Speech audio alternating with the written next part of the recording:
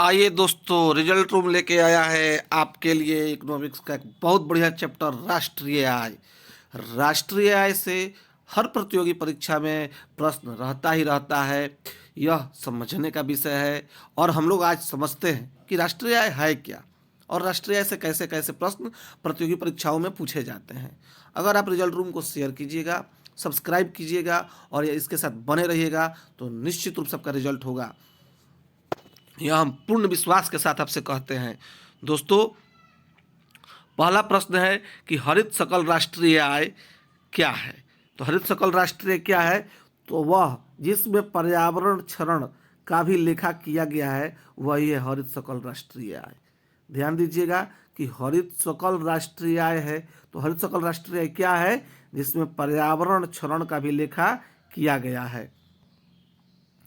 हरित सकल राष्ट्रीय आय वह आय है जिसमें पर्यावरण क्षरण का भी लेखा किया गया है, अर्थात राष्ट्रीय आय की गणना करते समय जब पर्यावरण के क्षति को भी राष्ट्रीय आय में सम्मिलित कर लिया जाए तो इसे हरित सकल राष्ट्रीय आय कहते हैं। ध्यान देने योग्य बातें है कि पर्यावरण के क्षति को भी राष्ट्रीय आय में सम्मिलित कर लिया जाए तो ये हरित सकल राष्ट्रीय आय कहलाएगा। दोस्तों, आप इसको अपने नोटबुक में नोट भी कर सकते हैं। अगला क्वेश्चन है कि गिनी गुणांक माप क्या है। गिनी गुणांक माप क्या है? गिनी गुणांक माप क्या है? तो आय वितरण की असमानता, आय वितरण की असमानता को हम लोग गिनी गुणांक माप कहते हैं। गिनी गुणांक आय वितरण की असमानता का माप है। गिनी गुणांक का अधिकतम मूल्य 1 के बराबर होगा तथा न्यूनतम मूल्य 0 के बराबर होगा। अधिकतम मूल्य 1 के बराबर होगा, इसको ध्यान से देखिएगा, परीक्षा में इससे सीधे प्रश्न पूछा जाता है। और न्यूनतम मूल्य 0 के बराबर होगा। यदि g बराबर 0 है तो प्रत्येक व्यक्ति एक समान आय मिल रही है तथा g बराबर 1 है तो एक ही व्यक्ति को पूरी आय प्राप्त कर रहा है। गिनी गुणांक को 1912 में इटालियन सांख्यिक कॉरेडो गिनी ने विकसित किया था। गिनी गुणांक कौन लाए थे? गिनी गुणांक माप लाए थे इटली के सांख्यिकी थे, स्टैटिस्टिक्स थे, कॉरेडो गिनी। कॉरेडो गिनी निम्नलिखित में से कौन सा एक आय की असमानताओं को नहीं मापता है? तो आय की असमानताओं को नहीं मापता है प्रति व्यक्ति आय। तो हम यह जानेंगे दोस्तों कि आय की असमानता को कौन कौन मापता है। ये नहीं छोड़िए, पहले ये देखिए कि मापता कौन कौन है। ये देखिए कि मापता कौन कौन है। तो आय की असमानताओं को निम्न मापता है। कौन कौन? तो ये है लॉरेंज वक्र, गिनी गुणांक और विभिन्न आय वर्गों में जनसंख्या की प्रतिशत। सकल राष्ट्रीय आय को कुल जनसंख्या में भाग देने पर प्राप्त होती है प्रति व्यक्ति आय।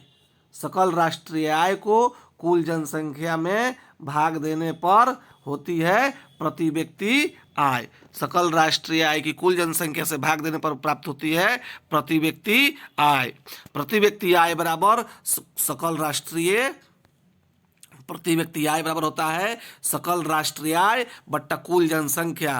प्रति व्यक्ति आय, हम जैसे मेरा पर्सनल आय क्या है, पर्सनल इनकम क्या है, तो हमारे देश की जितनी सब लोग जो भी फुल इकोनॉमी है तो जितना सब पैसा आया है और उससे जो टोटल जनसंख्या है उसको भाग दे देंगे तो प्रति व्यक्ति आय आ जाएगा।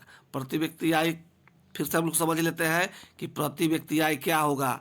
तो देश में टोटल जो इकोनॉमी जनरेट होता है वो अब बटा टोटल जनसंख्या, और दोनों को आपस में भाग देने पर आ जाता है प्रति व्यक्ति आय। बाजार मूल्यों पर राष्ट्रीय आय बराबर होती है क्या? तो बाजार मूल्यों पर साधन लागत पर राष्ट्रीय आय तथा परोक्ष करों का जोड़। ध्यान दीजिए, बाजार मूल्य पर राष्ट्रीय आय, बाजार मूल्य पर राष्ट्रीय आय साधन लागत पर राष्ट्रीय आय के तथा परोक्ष करों के जोड़ के बराबर होता है। मतलब जो टैक्स सीधे लग रहा है उसका जोड़ और राष्ट्रीय आय साधन लागत पर राष्ट्रीय आय, जो राष्ट्रीय आय हुआ और जो टैक्स डायरेक्ट लगा उसी का जोड़ करके जो आता है वो दोनों बाजार मूल्य पर राष्ट्रीय आय कहलाता है।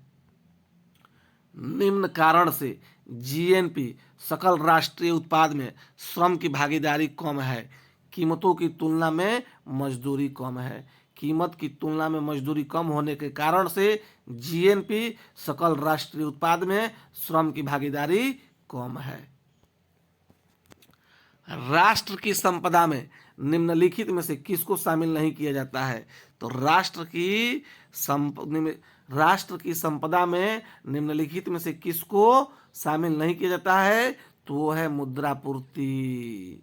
ध्यान दीजिएगा, खान, बांध, पशुधन, खान, बांध, पशुधन, ये तीनों, खान, बांध और पशुधन, ये राष्ट्रीय संपदा है। राष्ट्र की संपदा में खान, पशुधन, बांध, बिजली, कृषि, खान, पशुधन, बांध, बिजली, कृषि आदि शामिल हैं, लेकिन मुद्रापूर्ति शामिल नहीं है। मुद्रापूर्ति तो फिर है क्या? तो मुद्रापूर्ति से आशय विभिन्न रूपों में उस मुद्रा से है जो किसी समयावधि में विनिमय के लिए उपलब्ध हो। अगला प्रश्न है कि वर्तमान मूल्यों पर प्रति व्यक्ति आय की वृद्धि दर स्थिर मूल्यों पर प्रति व्यक्ति आय की वृद्धि दर से अपेक्षाकृत अधिक है, क्योंकि स्थिर मूल्यों पर प्रति व्यक्ति आय की वृद्धि दर से ध्यान रखा जाता है। तो ध्यान दीजिएगा, इसका उत्तर है मुद्रास्फीति की वृद्धि दर। इसको थोड़ा सा हम लोग डिफाइन कर लेते हैं कि हाँ, कि वर्तमान मूल्यों पर प्रति व्यक्ति आय की वृद्धि दर स्थिर मूल्यों की पर प्रति व्यक्ति आय की वृद्धि दर से अपेक्षाकृत अधिक है, क्योंकि स्थिर मूल्यों पर प्रति व्यक्ति आय की वृद्धि दर से ध्यान रखा जाता है। देखिए, वर्तमान मूल्यों पर प्रति व्यक्ति आय की वृद्धि दर स्थिर मूल्यों पर प्रति व्यक्ति आय की वृद्धि दर से अपेक्षाकृत अधिक होती है, क्योंकि स्थिर मूल्यों पर प्रति व्यक्ति आय की वृद्धि दर में मुद्रास्फीति की वृद्धि दर समायोजन किया जाता है। इकोनॉमिक्स देखने में, सुनने में एक बहुत ही बोरिंग चैप्टर है, विषय है, लेकिन इसको पढ़ना तो पड़ेगा, क्योंकि रिजल्ट यही देता है। आप बिना पढ़े इसको कैसे भागिएगा? अब आइए, अगला एक बहुत महत्वपूर्ण प्रश्न है कि आर्थिक नियोजन के युग में आरंभ से भारत की सकल राष्ट्रीय आय में कृषि क्षेत्र का हिस्सा किस प्रकार रहा है? बढ़ रहा है कि घट रहा है, कि पहले बढ़ रहा है बाद में घट रहा है, कि पहले घट रहा है बाद में बढ़ा है? तो हम लोग देखते हैं। देखिए, आर्थिक नियोजन में कृषि क्षेत्र का हिस्सा आरंभ से पहले बढ़ा और फिर बाद में कम हुआ है। पहले बढ़ा है और फिर कम हुआ है, पहले बढ़ा है फिर कम हुआ है। क्यों? क्योंकि देखिए, ध्यान दीजिए, आर्थिक नियोजन के युग में भारत की सकल राष्ट्रीय आय में कृषि क्षेत्र का हिस्सा पहले बढ़ा फिर कम हुआ, पहले बढ़ा फिर कम हुआ। देखिए, एग्जाम में सीधे पूछा है, यूपीपीसीएस में पूछा है कि क्या स्थिति है। देखिए, 1950 में 72% था, 61 में 79% था, 71 में 72 था, 81 में 68 था, और ये धीरे धीरे धीरे धीरे कभी बढ़ा है। देखिए, 26 से 18 हुआ, 18 से 20 हुआ, तो ये बढ़ते घटते जाता है, बढ़ते घटते जाता है। इसलिए पहले बढ़ता है और फिर घटता है। निम्नलिखित में कौन एक राष्ट्रीय आय में सम्मिलित नहीं किया जाता? तो हम लोग ध्यान से देखेंगे कि राष्ट्रीय आय के गणना में कौन कौन सम्मिलित किया जाता है। दोस्तों देखिए, राष्ट्रीय आय में उपादान नहीं होता है, लेकिन मजदूरी तथा वेतन, अवकाश, पेंशन, अंतिम वस्तुएं ही है, लेकिन उपादान नहीं है। तो नहीं है तो क्या क्या है, ये हम लोग ध्यान से देखेंगे। राष्ट्रीय आय की गणना में निम्नलिखित को सम्मिलित किया गया है। क्या क्या किया गया है? मजदूरी तथा वेतन। बाबू नोट बाबू निकाल लीजिए, इसको नोट कर लीजिए। किसी एग्जाम में अगर यही ऑप्शन में दे दिया तो बनेगा नहीं, फिर मुंह बना के आइएगा कि रिजल्ट रूम पे गए थे, वहाँ बताया था लेकिन हम नोट नहीं किए। तो देखिए, मजदूरी तथा वेतन, अवकाश, पेंशन, अंतिम वस्तुएं। अंतिम वस्तुएं क्या है? जो फाइनल प्रोडक्ट तैयार हुआ, जैसे आलू से चिप्स बना, वो चिप्स क्या है? एक फाइनल प्रोडक्ट है, ये अंतिम वस्तु है। सैनिक तथा सुरक्षा सेवाएं, लाभांश, जो कंपनियों के ही लाभ के भाग होते हैं, भविष्य निधि कोष में मालिकों का अंशदान, संसद सदस्य को दिया जाने वाला भत्ता, विदेशी पर्यटकों द्वारा भारत में किया गया व्यय, मकान मालिकों द्वारा स्व आवास प्रयोग में लाया जाने वाला मकान का किराया, ब्रोकर्स का कमीशन, और अब हम लोग पढ़ेंगे कि राष्ट्रीय आय में क्या क्या शामिल नहीं किया जाता है। दोस्तों देखिए, राष्ट्रीय आय में क्या क्या शामिल नहीं किया जाता है। देखिए दोस्तों, ध्यान से हम देखेंगे कि राष्ट्रीय आय की गणना करते समय किसको सम्मिलित नहीं किया जाता है। तो ध्यान से देखिएगा, हस्तांतरण भुगतान जैसे बेरोजगारी भत्ता, पेंशन, जेब खर्च, बच्चों का, ये सब राष्ट्रीय आय नहीं हुआ। पूंजीगत लाभ या हानि या अप्रत्याशित लाभ, ये भी नहीं गिना जाएगा। एकदम नोट कर लीजिए, पूछेगा ही पूछेगा, पूछेगा ही पूछेगा, आप पूछ देगा तो मुंह बना दीजिएगा। पूंजीगत लाभ या हानि, अप्रत्याशित लाभ, विदेशों से प्राप्त उपहार, एक फर्म द्वारा दूसरी फर्म को दिया जाने वाला लाभांश, वित्तीय सौदे, एक परिवार या गृहस्थ द्वारा अवकाश में अपने बगीचे में उत्पादित सब्जियां तथा फल, किसी फर्म द्वारा रखे गए स्टॉक की कीमतों में वृद्धि,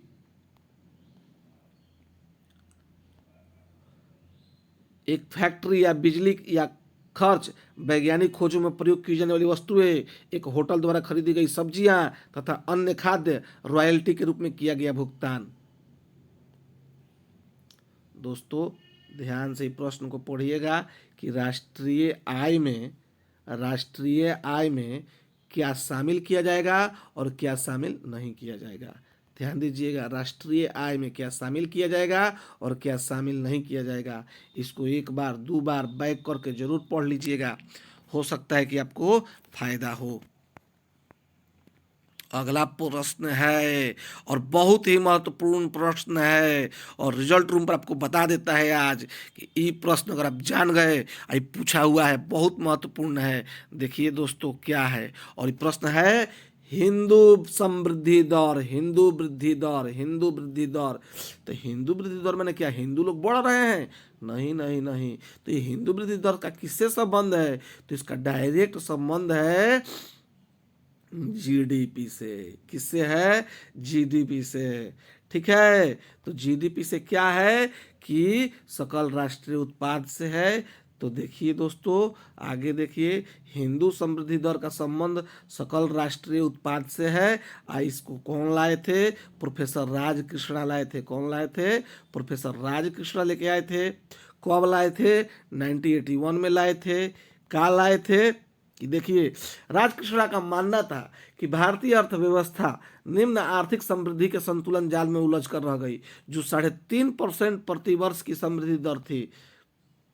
अर्थव्यवस्था की अंतर्निहित अपरिवर्तनता का यह सूचक हिंदू जीवन शैली के ही समान था। हिंदू जीवन शैली के ही समान था। ये समान क्या था? हिंदू जीवन शैली के। तो हिंदू जीवन शैली के चलते इन्हें इसको रिलेट कर दिया हिंदू वृद्धि दर से। जीडीपी को किससे रिलेट कर दिया? हिंदू वृद्धि दर से। और जीडीपी को हिंदुओं से जोड़ करके और हिंदू वृद्धि दर कर दिया। और प्रोफेसर राजकृष्णा का यह विश्लेषण स्वतंत्रता के पश्चात भारत के प्रथम 3 दशकों में समृद्धि पर आधारित था, जो कि वर्ष 1950 से 1980 के बीच औसतन 3.5% था। वास्तविक राष्ट्रीय आय में वृद्धि होती है जबकि अर्थव्यवस्था में कुल उत्पादन बढ़ जाता है। अर्थव्यवस्था में कुल उत्पादन बढ़ जाता है। इस समय 2015 से भारत की राष्ट्रीय आय के अनुमान हेतु निम्नलिखित में से कौन सा वर्ष आधार वर्ष है? तो देखिए, ये 2011 और 12 है। क्या है? 2011 और 12। शुद्ध राष्ट्रीय उत्पादन एनएनपी बराबर क्या होता है? तो देखिए दोस्तों, शुद्ध राष्ट्रीय उत्पादन एनएनपी ज्ञात करने के लिए जीएनपी में से पूंजी स्टॉक की खपत या पूंजी ह्रास को घटा देते हैं। यानी एएनपी में से जीएनपी माइनस डिप्रिसिएशन, देखिए, नेट नेशनल प्रोडक्ट में से ग्रॉस नेशनल प्रोडक्ट में से, देखिए नेट नेशनल प्रोडक्ट बराबर क्या होता है, net national product equal to gross national product minus depreciation. ध्यान दीजिएगा, net national product equal to gross national product minus depreciation equal to net national product. तो शुद्ध राष्ट्रीय उत्पादन यानी नेट नेशनल प्रोडक्ट मतलब शुद्ध राष्ट्रीय उत्पाद बराबर जीएनपी माइनस पूंजी ह्रास। ये ध्यान दीजिएगा, बहुत बार पूछा है, इसको ध्यान से पढ़ना है। भारत में राष्ट्रीय आय का अनुमान सबसे पहले किसने लगाया? तो भारत में राष्ट्रीय आय का सबसे पहले दादा भाई नौरोजी लाए थे। कब लाए थे? ये ध्यान दीजिएगा। भारत में राष्ट्रीय आय का अनुमान सर्वप्रथम 1868 में, सर्वप्रथम 1868 में दादा भाई नौरोजी ने लगाया था। दादा भाई नौरोजी ने अपनी पुस्तक poverty and on British rule in India, poverty and on British rule in India, इसी बुक में पूछता है डायरेक्ट कि poverty and on British rule in India किसने लिखा? तो दादा भाई नौरोजी ने लिखा। कब? तो 1868 में। क्या बताए कि देश का प्रति व्यक्ति आय 20 रुपया मासिक था। क्या था? 20 रुपया मासिक था। वर्तमान में राष्ट्रीय आय का अनुमान एनएसओ करता है। ये भी बहुत महत्वपूर्ण है, बहुत महत्वपूर्ण है कि राष्ट्रीय आय का अनुमान कौन करता है? एनएसओ करता है, राष्ट्रीय सांख्यिकी कार्यालय, नेशनल स्टैटिस्टिक्स ऑफिस।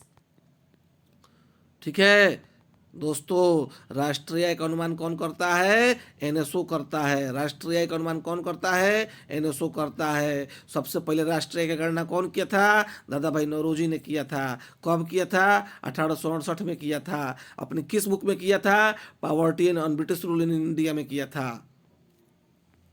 भारत में कौन सा क्षेत्र बचत में सर्वाधिक योगदान करता है? तो भारत में सबसे ज़्यादा घरेलू क्षेत्र, भारत में सबसे ज़्यादा घरेलू क्षेत्र बचत में योगदान करता है। भारत में सबसे ज़्यादा घरेलू क्षेत्र भारत में घरेलू क्षेत्र बचत में सर्वाधिक योगदान करता है। राष्ट्रीय आय में दोहरी गणना का परिहार किया जाता है। तो देखिए, राष्ट्रीय आय में दोहरी गणना का परिहार किया जाता है। तो देखिए, सकल राष्ट्रीय उत्पाद की माप के लिए वर्धित मूल्य विधि का उपयोग करके राष्ट्रीय आय में, फिर से देख लेते हैं, सकल राष्ट्रीय उत्पाद की माप के लिए वर्धित मूल्य।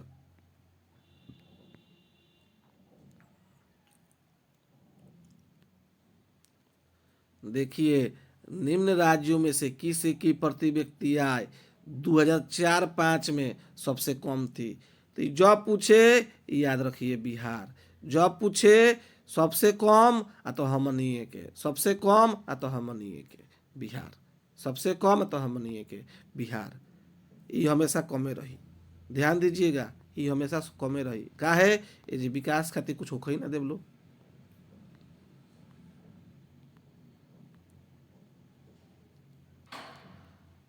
राष्ट्रीय आय का सामान्य रूप अर्थ है, राष्ट्रीय आय का सामान्य रूप से अर्थ है साधन लागत पर शुद्ध राष्ट्रीय उत्पाद। राष्ट्रीय आय का सामान्य रूप से अर्थ है साधन लागत पर शुद्ध राष्ट्रीय उत्पाद। देखिए, राष्ट्रीय आय एनएनपी बराबर जीएनपी माइनस मूल्यह्रास माइनस परोक्ष कर प्लस सब्सिडी। राष्ट्रीय आय का समान रूप से अर्थ है साधन लागत पर निवल राष्ट्रीय उत्पाद, यानी कि साधन लागत पर एनएनपी।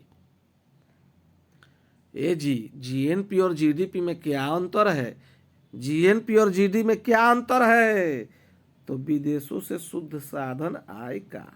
अब देखिए, थोड़ा सा हमको पढ़ के सुना देते हैं कि जीएनपी और जीडीपी में क्या अंतर है।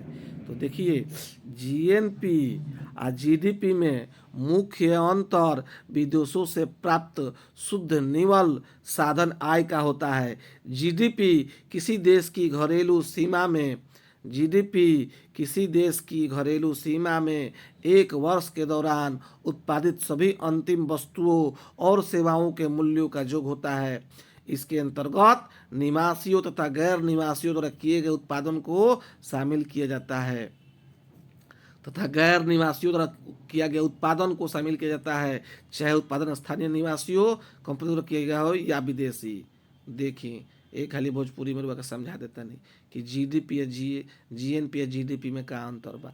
जीडीपी में 100 आ जाई, जीडीपी में 100 आ जाई, जीडीपी में 100 आ जाई, जीडीपी में 100 आ जाई, चाहे विदेशी कैले हो कसन, चाहे देश के लोग हो, चाहे वो बाहर कमैले हो कि चाहे भीतर कैले हो कि। आ जीएनपी में का हुई तो जीएनपी में देखिए ध्यान से, जीएनपी में जौन विदेशी कमाई सन तो अपना देश में भेज दी सन, आ जौन रौरा विदेश से कमाएब तो अपना देश में ले आएब। तो एकरे के जौन आपस में काट छाट कइल जाला ओकरे के कहल जाला जीडीपी या जीएनपी में। विदेशों से शुद्ध साधन आय का माने रौरा विदेश गईनी आ ओजी से जौन कमैनी आ लेके अपना के यहाँ अइनी आ एजिया जौन विदेशी कंपनी बिया उ कितना कमातिया आ रौरा ओजी से ज़्यादा लेके अइनी आ उ एजी से ज़्यादा लेके गई। तो ध्यान देवे वाला बात बाटे में कि जीडीपी या जीएनपी में अंतर। तो जीडीपी जौन देश के नागरिक लोग कमाइल, विदेशी कमैले, टोटल टैक्स मिलल, ई सब जोड़ के जीडीपी बनी। सब जोड़ के का बनी? जीडीपी। सब जोड़ के बनी जीडीपी। आ जीएनपी में से ई जौन विदेशी अपना देशवा भेजी हसन आ रौरा जौन विदेशवा से ले आएब दोनों के जोड़ दिहल जाई, माने जौन ले जइसन तना के घटा दियाई आ रौरा जौन ले तना के जोड़ दियाई। तो ये हो जाई शुद्ध विदेशों से शुद्ध जीडीपी या जीएनपी में ये अंतर बा। सकल राष्ट्रीय उत्पाद एवं सकल घरेलू उत्पाद का अंतर क्या है? तो विदेशों से प्राप्त शुद्ध संपत्ति आय। अब ये को ऊपर समझा दिले बनी। बहुत महत्वपूर्ण प्रश्न, राष्ट्रीय आय समिति की नियुक्ति कब हुई थी? तो 1949 में। राष्ट्रीय आय समिति की नियुक्ति कब हुई थी? तो 1949 में। 1949 में पीसी महालनोबिस की अध्यक्षता में राष्ट्रीय आय समिति का गठन किया गया। डी.आर. गाडगिल एवं वी.के.आर. राव इसके सदस्य थे। प्रोफेसर साइमन कुजेंट्स ने इसके सलाहकार थे। समिति ने अपना रिपोर्ट 1951 में, अंतिम रिपोर्ट फिर 54 में दिया। देखिए ध्यान से, फिर से हम लोग आते हैं। राष्ट्रीय आय समिति कब बनल? 1949 में। राष्ट्रीय आय समिति कब बनल? 1949 में।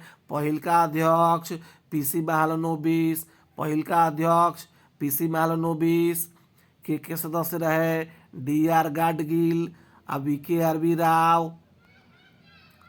सलाहकार के रहे प्रोफेसर साइमन कुजनेट्स। आ एकर पहिलका रिपोर्ट आइल 51 में, फाइनल रिपोर्ट 54 में। राष्ट्रीय आय समिति के अध्यक्ष कौन थे? पीसी महालनोबिस। सकल राष्ट्रीय उत्पाद जीएनपी बराबर क्या होता है? अब ये समझाए हैं। जीएनपी बराबर एनएनपी माइनस डिप्रिसिएशन, माने gross national product, net national product plus depreciation. माने देखी, जीएनपी माने ग्रॉस नेशनल प्रोडक्ट, माने शुद्ध राष्ट्रीय आय आ जौन विदेशियन के पैसवा में से घट जाई। जौन देश में कंपनियां चलतिया तो पूंजिया अपना देश में न भेजी, और जौन देश के कंपनी बड़ी सन जौन बाहर कमा तारी सन तो एजी भेजत तारी सन, तो एहू जी के तो ओजी जाई। तो उहे हटे जीएनपी, नेट नेशनल प्रोडक्ट में से जब जोड़ल जाई हरास, तो हरास के जोड़ दिहल जाई तो ये हो जाई कौन चीज? सकल राष्ट्रीय उत्पाद जीएनपी। राष्ट्रीय आय की गणना होती है प्रचलित एवं स्थिर दोनों कीमतों पर। राष्ट्रीय आय की गणना होती है प्रचलित एवं स्थिर कीमतों पर। राष्ट्रीय आय की गणना होती है प्रचलित एवं स्थिर कीमतों पर। राष्ट्रीय आय की गणना प्रचलित एवं स्थिर दोनों कीमतों पर होती है। चालू कीमत पर राष्ट्रीय आय गणना के अंतर्गत एक दिए गए वर्ष के उत्पादों को उसी वर्ष में कीमतों के आधार पर मापा जाता है, उसी वर्ष के कीमतों में आधार पर मापा जाता है। इस माप में कीमतों के उतार चढ़ाव सम्मिलित रहते हैं। भारत में राष्ट्रीय आय आगणन कौन सा संस्था करता है? तो देखिए, ये तो पहले करता था CSO, लेकिन अब करता है NSO। देखिए, पहले करता था CSO, अब करता है NSO। ध्यान दीजिएगा, पहले करता था CSO, अब करता है NSO। पहले करता था CSO, अब करता है NSO। निम्न कारणों में से कौन कारण भारत के प्रति व्यक्ति वास्तविक आय में धीमी बढ़त के लिए मुख्य रूप से उत्तरदायी रहा? तो देखिए, पहला है कि जनसंख्या में तेज वृद्धि, मूल्यों में भारी बढ़त, कृषि तथा औद्योगिक क्षेत्रों में विकास की धीमी गति, ये तीनों।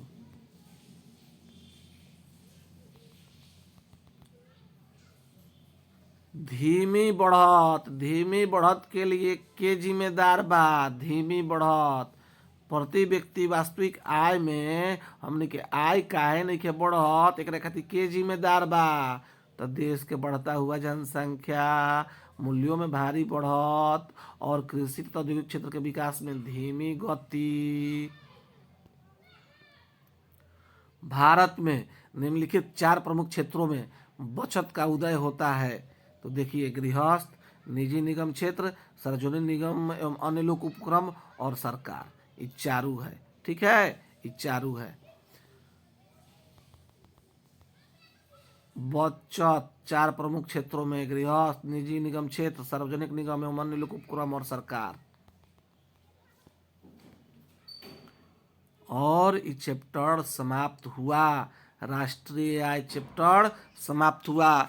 दोस्तों, रिजल्ट रूम जिंदाबाद, रिजल्ट रूम जिंदाबाद। अगर जुड़े रहिएगा तो रिजल्ट होगा, इसकी गारंटी है। धन्यवाद। रिजल्ट रूम को सब्सक्राइब जरूर कीजिए और दोस्तों में शेयर जरूर कीजिए।